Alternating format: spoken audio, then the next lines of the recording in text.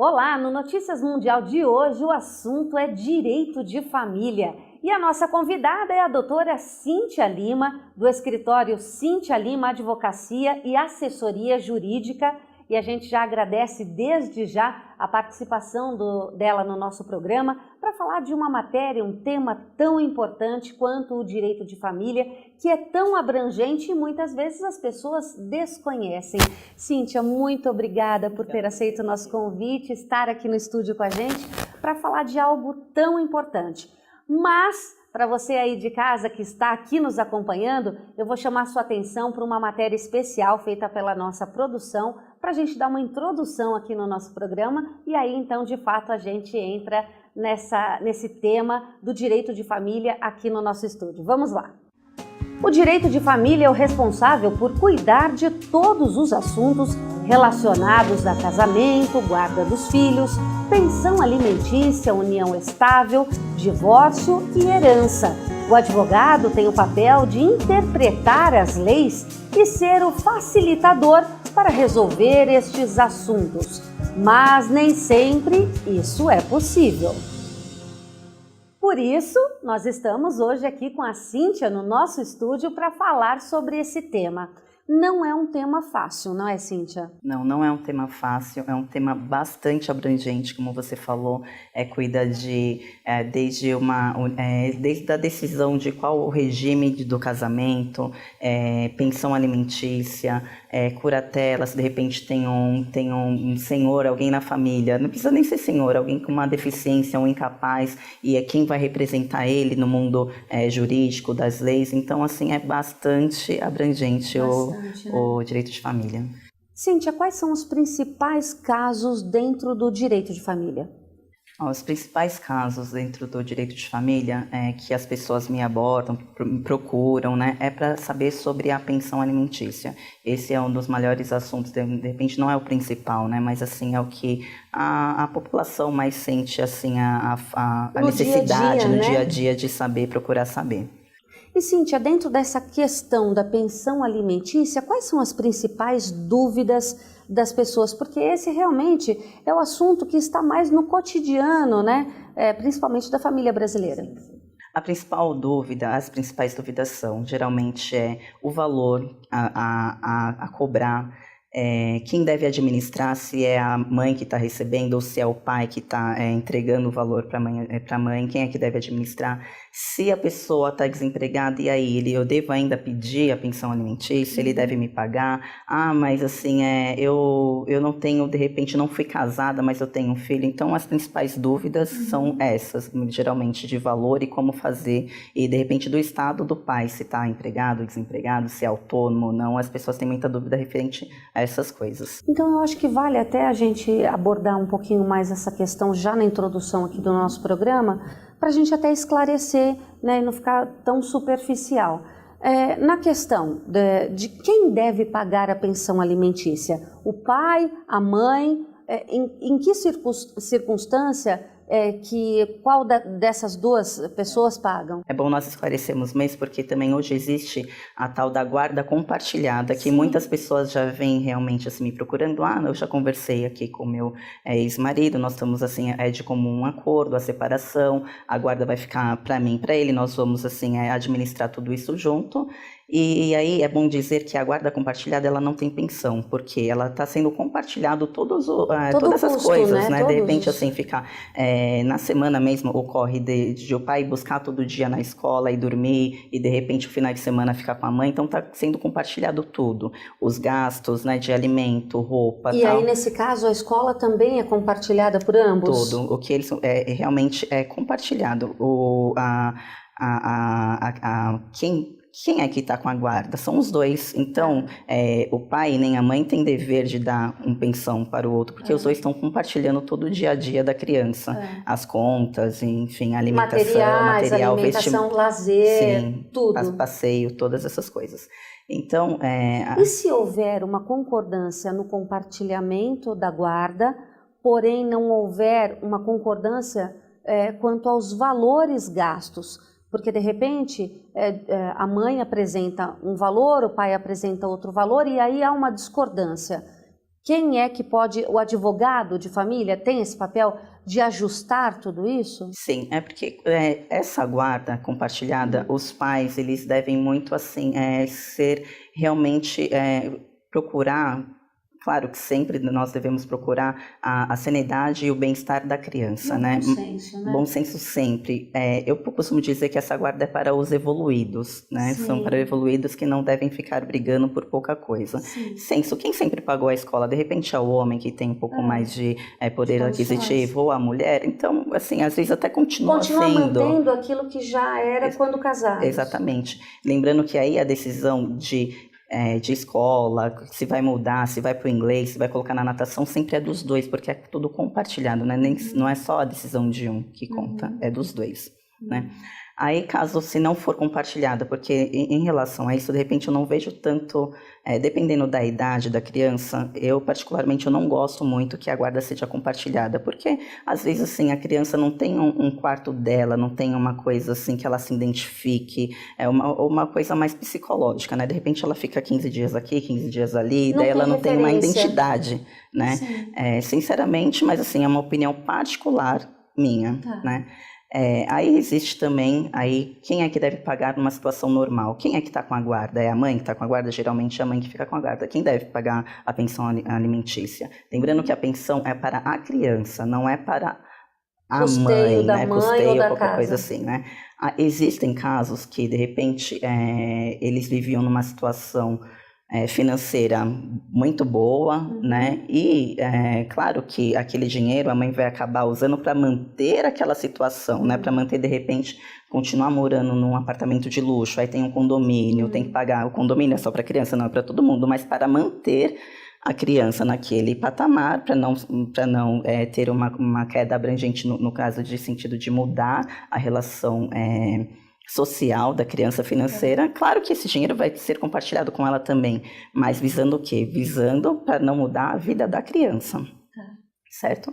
Tem também os casos onde a mãe paga a pensão alimentícia, que os filhos ficam com o pai. E como é? Porque os filhos estão com o pai. Porque os filhos estão com o pai, acontece bastante. Daí, em 15 dias, a mãe vê... os filhos ficam aos finais de semana com a mãe. E aí quem é que toma conta realmente do filho? Quem é que vê a lição? Quem é que vai levar na escola? Quem é que compra as roupas, né? Quem é que compartilha realmente com o filho e aí ajuda, né, assim, no crescimento? É o pai nesse caso. Então a mãe, ela ajuda pagando a pensão alimentícia nessa situação. Bom, então acho que já ficou bem claro com relação a esta situação. Vamos à situação no caso de um dos dois estar desempregado. Vamos lá, a mãe cuida do filho, porém o pai está desempregado. Como é que a lei enxerga essa questão? Ou vice-versa, né? Assim, quem está pagando a pensão, quem tem o dever aí de pagar a pensão alimentícia está desempregado. A lei acaba sendo igual para todos, né? O que eu estou querendo dizer com isso? É que, assim, existe o dever aí do pai sustentar o menor de idade, né? Então, mesmo ele estando desempregado, se a mãe procurar na justiça, falou assim, olha, meu marido, eu não estou recebendo pensão alimentícia, daí o marido não, o pai, né? Não está pagando pensão alimentícia, o pai vem e se defende, olha, não dá porque eu estou desempregado. A lei não vai favorecer ele, porque ele tem a obrigação, o dever de cuidar da criança, ajudar a manter a criança. Geralmente, nesses casos, o juiz ele acaba fixando uma porcentagem do salário mínimo, de repente é de 20% a 30% do valor do salário. Como ele vai fazer? Isso é uma questão pessoal dele, se ele vai vender água no farol, se ele vai fazer qualquer outra coisa para ter o dinheiro, daí é por ele, mas porque se ele não pagar, inclusive, ele pode ser preso. E o que se fala muito, né, no Brasil principalmente, é essa questão, né? Até as pessoas já virou até uma máxima, né? Pelo menos no nosso país, que a única coisa que acaba dando... a única prisão cível que existe é realmente a pensão alimentícia. Tá. E na questão de rever valores, em que situações essa pensão seja paga pela mãe ou pelo pai, onde há revisão de valores, como que a pessoa pode Acontece procurar? bastante, viu, Pri? Por quê? O que acontece? Ainda mais agora que nós tivemos, assim, no Brasil, a nossa economia né? Exato, Assim, instável. instável muito, né? O que aconteceu? Tanto as pessoas autônomas, tanto realmente aquela pessoa que trabalha com CLT, né? Registrado direitinho. Então, acontece isso, da pessoa não ter mais a condição financeira. Exatamente. Mudou, né? O poder aquisitivo que ela tinha, de repente, quando foi fixada a pensão. Sim. Não é justificativa o seguinte: eu tenho agora uma nova família, agora minha nova esposa está grávida, o meu novo filho nasceu, então eu tenho que diminuir a pensão. Mas esse não é o fundamento. Não pode ser usado. Não pode ser o fundamento. O juiz vai falar assim, cada um arca com seus problemas, né? O que de fato que tem que ser analisado aí, que ele tem que demonstrar para o juiz, porque a condição financeira dele ou dela, quem paga a pensão alimentícia, mudou. Antes ele tinha X de rendimento, hoje ele tem Y, então ele tem que mudar. Então isso acontece muito no judiciário. Existe sim, às vezes, uma resistência do juiz, no sentido assim, resistência no sentido que ele vai averiguar tudo, até o último momento, para ver se realmente de fato existe. Se houve essa mudança econômica dentro da família. Exatamente, o juiz ele vai investigar. E aí acontece muito do juiz rever e sentenciar um valor menor, e aí até... eles acabarem aí chegando num consenso. No consenso, até mesmo existe uma possibilidade dentro desse processo eles entrarem num acordo e aí as partes poderem conversar e mostrar a situação financeira. Outra questão muito importante é a questão da pensão alimentícias para gravidícios, é assim que fala? Pensão, alimentos gravídicos. Né? Alimentos gravídicos. Que não é pensão, alimentos gravídicos que chamam no direito. E como é que funciona, doutora? O que é o alimento gravídico? Né? O alimento gravídico é um valor destinado para a gestante no período da gestação, não é mais para o filho. O intuito dessa pensão é que ela tenha uma gestação saudável, é que o filho nasça saudável, que ele venha a ter vida. Que ela tenha condições, qualidade de vida para poder dar luz. Exatamente, que ela possa comprar ali de repente o enxoval, para que ela possa ali de repente tomar um remédio que ela necessita, fazer exames laboratoriais, de repente um convênio, né? Lembrando que de repente, assim, essa mulher que está grávida, ela está sem o seu companheiro e o companheiro não está... porque geralmente, então, essa questão, ela então não está junto do companheiro, não está junto do companheiro. E acontece muitas vezes a pessoa tem uma relação casual com uma pessoa, né, de repente ali, e acabou acontecendo, né, ou até mesmo um namoro, enfim, isso acontece bastante, né. Só que as pessoas às vezes não sabem, as mulheres não sabem que elas podem recorrer a uma ajuda, que elas têm uma ajuda financeira, têm direitos, né. Essa lei é nova, essa lei é de 2008. E pouco usada pelas mulheres. Poxa, e doutora, mas aí existe aquela questão também, já que como ela não está junto do parceiro, existe, em alguns casos, a dúvida por parte do parceiro de que se o filho é ou não dele. Nesses casos, ainda assim, ele paga essa... que ela vai procurar o judiciário e vai falar assim, olha, juiz... sempre através de um advogado, eu falo assim que nós somos o meio, né? No sentido, um porta-voz, né? Aí nós vamos dizer assim, olha, o que nós temos de fazer os advogados, né? Nós temos que demonstrar que a mulher, ela está gestante e que tem provas que a pessoa é o pai, né? Que é o pai da criança. E como que a gente faz isso no caso, né? Nós podemos usar testemunhas, de repente amigos em comum, pessoas que sabiam que eles mantinham um relacionamento, de repente assim, umas mensagens, né, vendo mensagens amorosas, sim, mensagem, testemunha, fotos, troca de e-mail, foto, vídeos, todas essas coisas, né? O que nós temos de mostrar e demonstrar para o juiz que naquela época da concepção havia um vínculo com ele. Claro que, muito importante dizer, aí ele vai ser condenado a pagar os alimentos gravídicos, aí chega lá, a criança nasce, né? E aí de repente aí que ele pode fazer o exame tal de DNA e comprovar se ele é o pai ou não. E no caso de não ser. Se não ser. Alimentos, ele não pode, ele não consegue repetir, quer dizer o quê? Eu não consigo devolver algo que eu comi, porque é um alimento, entendeu? Por isso que é esse o nome da pensão. Mas se a gestante, ela fez de má fé, ela sabia que não era, e ela fez, e mesmo assim fez, aí ela pode ser condenada a devolver todo o valor e ainda pagar uma indenização por dano moral. Porque imagina se a pessoa, de repente, pode ser casada, Já tem uma pensou relação, se vira moda, né, de repente isso? ser noivo, de repente, assim, existe aí uma coisa muito Exato. séria que se for provado que ela Exato. sabia que ela agiu de má fé, ela é condenada a pagar a indenização. Então, quer dizer, é algo sério que tanto para o bem quanto para pessoas que usam aí, como a doutora falou, de má fé, né, doutora? Tá certo. Bom, a gente pode explicar um pouquinho também sobre a separação consensual ou litigiosa, mas a gente vai para um breve intervalo, é rapidinho. Você que está acompanhando o Notícias Mundial, que está especial nesse mês de janeiro, não sai daí não, continua aqui com a gente só vai tomar uma aguinha, uma pausa e já voltamos falando mais sobre esse tema.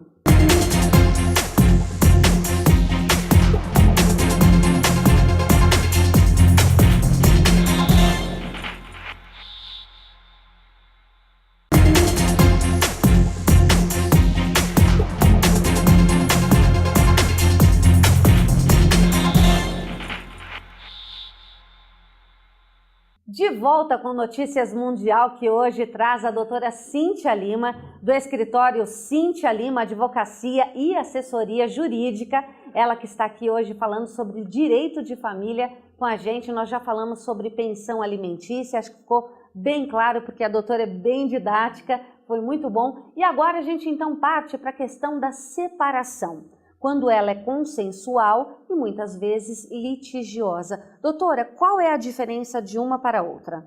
A separação consensual, ela é de comum acordo, né? O casal ali entram em um acordo, fala assim, olha, não dá mais, e agora como nós vamos fazer? Existe dois meios de fazer uma separação consensual. Se não houver filho, ou se os filhos forem maior de idade, é muito mais fácil, é muito mais rápido, é muito mais barato, no sentido de ir no cartório e requerer ali. Né, para o cartório, simplesmente, nós estamos separando e tal. Doutora, eu não sei se eu estou errada, mas desculpa abrir aspas, isso, se eu não me engano, já pode ser feito até pela internet? Existem os advogados que prestam serviço de início pela internet, né? E o que são? Até uns cartórios que estão mais atualizados. O que eles vão pedir são os documentos, para que você passe os documentos, mas tem que ir ao cartório para assinar e formalizar. Mas os documentos, como você tem que mandar a certidão de casamento atualizada, os documentos entre eles, de repente, se houver alguns bens também, certidão do bem, do imóvel atualizada. Então, isso tudo eles podem pedir pela internet, mas não deixa de ir até lá e já passa os valores mais ou menos, e a pessoa vai ao cartório. Tá, e na questão da separação litigiosa? Aí a separação litigiosa é porque não estão havendo consenso em alguma parte, ou de repente um dos cônjuges de repente não está aceitando a separação, daí um deles vai ter que bater na porta do judiciário e pedir a separação, né, o divórcio no caso, ou tendo alguma divergência com bens, porque é o mais comum. Geralmente é o mais isso. comum. E também, no caso, é bom te citar, falando do consensual ainda, que eu não tinha falado, se tiver um menor de idade, né, aí tem que ir procurar, eles podem fazer a separação, divórcio consensual, combinar entre eles, entrar com uma petição para o juiz, sempre por meio de advogado, e ali já fazer a separação, já falar sobre a guarda, já falar sobre todas as coisas, e inclusive... Então, quer dizer, já acerta tudo ali? Já acerta tudo assim. Por que tem que ser, mesmo consensual, tem que ser no judiciário? Porque tem um menor. O Ministério Público, ele tem que ali ver se está tudo certo com a criança, se ela não está sendo prejudicada, se com quem vai. Então, realmente precisa ser no judiciário. E, da mesma forma, a litigiosa, que aí não tem como ser no cartório mesmo, vai procurar, bater na porta do juiz e falar assim, então, juiz, resolve essa questão para mim. Porque as partes mesmo... Não e às vezes tem pensão também, às vezes mulher tem direito à pensão porque de repente não trabalha, ficou em casa trabalhando durante 10 anos, cuidando dos filhos. Ficou fora do mercado de trabalho. Exatamente, então tem uma série de coisas, e geralmente a litigiosa vai para esse sentido, de que tem direitos que alguém do casal, né, e não está querendo fazer, né, de repente um pensa que tem direito, exatamente, um pensa que tem direito, outro pensa que não, e aí acaba batendo na porta do juiz, para o juiz determinar, né. Entendi. Doutora, e no caso, a senhora acabou de falar, quando a mulher passa a ter direito à pensão também, é independente de ter filhos ou um casal sem filhos?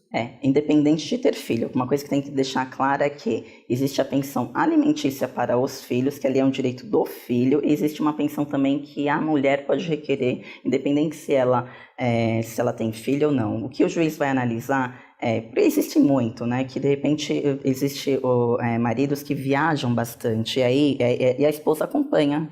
Né? Eu conheço vários casais assim nesse sentido. E aí a mulher está fora do mercado de trabalho 3, 5 anos, e aí como que eu faço? Né? Para ela se atualizar, voltar. E às vezes o juiz vai analisar com todo. Esse é um caso mais simplório que eu pude falar. Né? Existe também aqueles casos de que eu tenho um caso no escritório onde houve uma separação que a esposa tinha 62 anos. Né? É um casamento de 30 e alguma coisa. E a gente vê que esse é um movimento que tem acontecido, infelizmente, no Brasil, né? As pessoas até com mais idade se separando. Então, o juiz vai analisar. Essa senhora estava trabalhando, nesse caso nunca trabalhou, sempre cuidou dos filhos, né? Então, certamente, o juiz vai atender o pedido dela de uma pensão para ela poder aí continuar se manter. Se mantendo. Tá certo.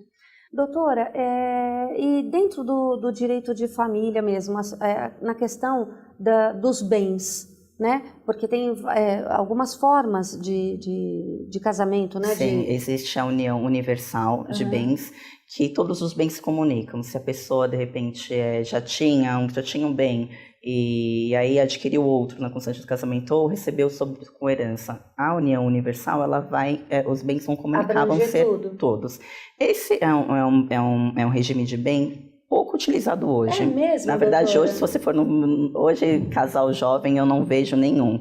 União mais de antes, né? Que o pessoal já casava com união. Dos nossos avós. Isso, né? Até dos nossos pais, assim, Sim. Né? Aí as pessoas por volta de uns 60 anos, se você pegar a certidão, vai estar lá a União Universal de Bens. Aí existe também a união, o regime de separação total, que é aquele que não se comunica nenhum bem. Independente do que tivesse antes e depois? Não comunica, e na constância não. Se ele comprar um imóvel é da pessoa, se é do marido, ou se a mulher compra é da esposa, a dívida. Adquirir um carro? Não se comunica, existe a separação parcial. E não tem como reaver isso depois, para frente. Digamos que no ato do casamento, fez com essa separação de bens, né? E lá na frente se separou e por uma birra, alguma coisa, quer voltar atrás disso. Olha, eu passei por uma situação onde a esposa... o casal eram casados em regime de separação total de bens, né? Aí a esposa me procurou que ela gostaria muito de se separar, só que ela tinha um filho que com um problema, uma deficiência, e ela gastava demais com esse filho. Gastava com fisioterapia. A criança, agora eu não me lembro o nome do problema que ela tinha, mas ela não crescia. E a mãe, ela gastava o tempo demais dela com ele, né? E é uma mãe que trabalha, é uma mãe que tinha uma profissão, né? Uma mãe super moderna, né? Mas ela ali sabia que, assim, ela precisaria de uma ajuda no sentido assim, o que ela estava querendo na época? Olha, eu quero me separar, eu tô já, me lembro, acho que era mais de 10 anos o caso, meu regime é separação total, não tenho o direito do apartamento que está no nome dele, tá não sei o quê, mas eu tenho essa criança. Então, assim, o que aconteceu? Acabou, assim, não acabou havendo a sentença, mas o que a gente sentiu lá do juiz? O juiz falou assim, como esse caso é específico de ainda ter um menor, nesse caso que tinha uma necessidade. E ela estava com ele já há mais de 10 anos, se eu não me engano, assim, uns 15 no mínimo. Então, o que nós fomos, né, levamos o caso para a juíza requerendo o apartamento, no sentido, tem jurisprudência nesse sentido, que de repente amadureceu, não sei mais. E quando chegou a juíza, nós acabamos fazendo um acordo e de que ela permanecesse na casa, e aí ele ficaria com todos os outros bens. E aí a juíza, de pronto, falou para ele, olha, nesse caso aqui, vocês estão fazendo um acordo, mas eu com certeza deixaria a casa para ela. Então, assim, a lei fala assim, não, os bens não se comunicam, ok, mas vamos vamos virar aí a página, vamos ver se tem alguma coisa que você não pode reverter essa situação. Sim. Né? Por conta da necessidade. Tá. Da necessidade aí da pessoa. Do bom senso, então, né? No caso dos dois, nós, como teve uma audiência de conciliação, nesse caso nós conversamos e aí nós definimos assim, nós no sentido assim, a autora, no caso minha cliente, e o réu, o ex-marido dela, e eles conversando, acabaram entrando no consenso. Bom o juiz antes ter conversado para ele demonstrado, olha, não é porque você tem um regime de separação total que eu não vou alterar isso daqui. Então pode haver alterações. Pode haver alteração. No meio do caminho, dependendo da situação. Isso é uma história de pedido de separação, mas existe também aqueles casos que o casal, de repente, no início do casamento, escolheu a separação parcial de bens, né? No caso que é aquela que os bens se comunicam na constância do casamento, né? Se a mulher compra um carro, é do marido também. Se o marido compra um carro, é da esposa também. Aí eles viram, então, aí um bom tempo, né? De repente, o marido, a mulher, vamos dizer, a mulher, ela abre um negócio para ela, de repente esse negócio tem um risco muito grande. Já aconteceu de falar assim, olha, o marido fala assim, olha, o seu negócio aí é muito arriscado, nós podemos perder isso, e eu não estou de acordo com isso, né? É seu, vamos mudar de regime, porque as obrigações que você tem aí são suas, eu não quero saber disso, vamos mudar nosso regime para união, para a separação total. Aí a gente pode entrar com uma ação, explicar a situação para o juiz, mostrar que não existe nenhuma fraude, que não está querendo, assim, que não existe nenhuma dívida que esteja querendo alcançar o bem de um ou do outro e que simplesmente ele não aceita aquela administração ou não, ele quer ser isento disso. No caso, a gente pode pedir, o juiz vai avaliar e a gente muda o regime, no caso. Tá certo. E sobre a questão da união estável, muito se discute em torno disso, né? Queria que a senhora explicasse para o nosso telespectador o que é a união estável e como ela se dá no decorrer aí da evolução do casal. É muito, assim, a união estável, ela tem bastante assunto no sentido que o que é uma união estável? É quando duas pessoas têm um propósito ali de conviver todos os dias juntos, de progredir, de comprar coisas, de ter uma rotina. Ter uma rotina, juntar ali as duas, como falam, as escovas de dente, né? E ali. Mas nós não somos casados, nós estamos aqui, nós moramos todo dia. Tem um amigo assim, olha, eu moro com a minha Ana, mas nós não somos casados.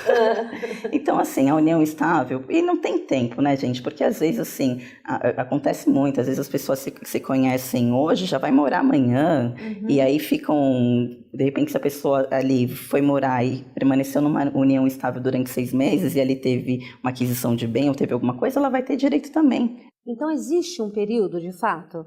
Porque existem várias vertentes, né, dentro do direito que uma linha defende que não há um período. Desde o primeiro dia já está contando. Outros falam em 6 meses, outros falam em 3 anos, 2 anos. Uma jurisprudência assim, comum são 2 anos. Tá. Mas nós temos de provar para o juiz que aquela relação teve um objetivo de tentar um casamento, de ser como um casamento. Tá. Demonstrando isso, inclusive, é uma coisa interessante também para falar da união estável, que existe também contrato que você pode fazer, que muitos jogadores de futebol, pessoas que têm um poder aquisitivo muito maior, que acaba, que o que acontece com eles? Pessoas públicas, né, de notoriedade. E principalmente jogadores, que não, de repente, não ficam estabelecidos apenas em um lugar, vivem viajando, né, e aí de repente está aí namorando, está num relacionamento gostoso, bacana, né, e quer levar a parceira dele para os lugares, né.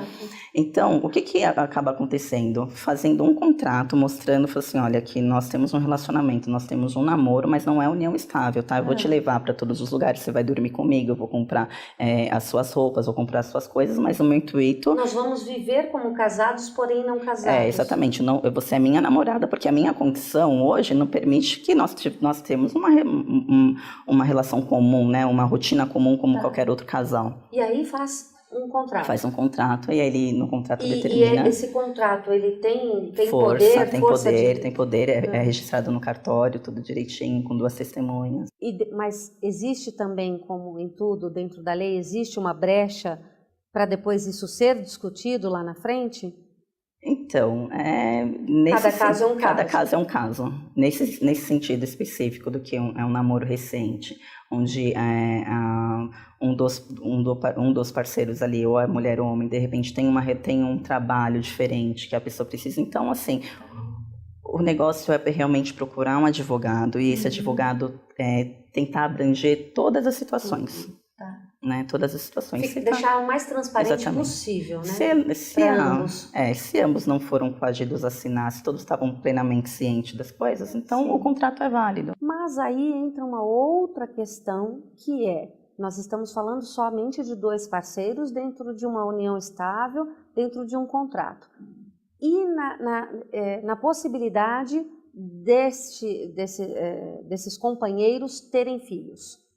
Como é que fica essa situação? Os filhos, no caso, não é... Em uma união estável. Dentro da união estável entre eles. Exato. Aí já configura a união estável mesmo, né? Casamento? Um casamento, exatamente. O que é a união estável, né?